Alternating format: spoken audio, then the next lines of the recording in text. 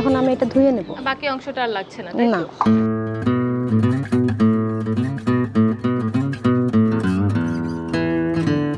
আপু এখন কি করতে হবে? এখন সয়াবিন তেল, সয়াবিন তেল দিতে হবে। আচ্ছা,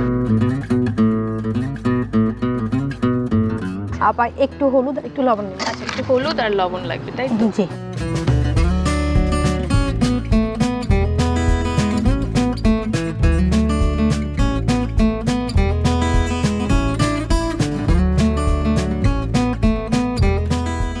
আপু আর কতক্ষণ সময় ধরে এটাকে ভাজতে হবে? আপু আমি 2 মিনিটের মতো ভেজে নিয়েছি, এখন আমি এটা উঠাই দিব।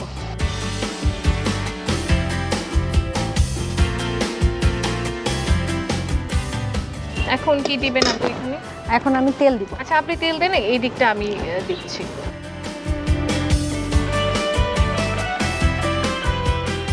আপু এবার পেঁয়াজ, পেঁয়াজ কুচি না?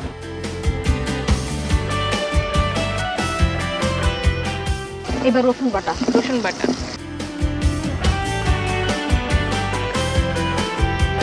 এবার আদা বাটা, গরম মশলা দেন। এখন হচ্ছে গরম মশলা।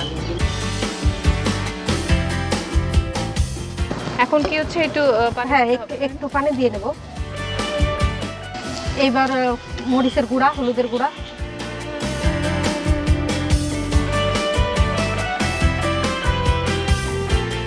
এখন এটা কি দিচ্ছে? এটা ধনিয়ার গুঁড়া।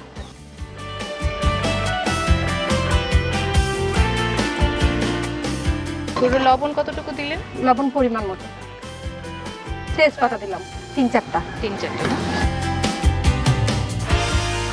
এখন কি মাংস দেওয়ার পালা? হ্যাঁ, এখন মাংসটা দিয়ে দেব। আচ্ছা দর্শক, এখন হচ্ছে ম্যারিনেট করা মাংসটা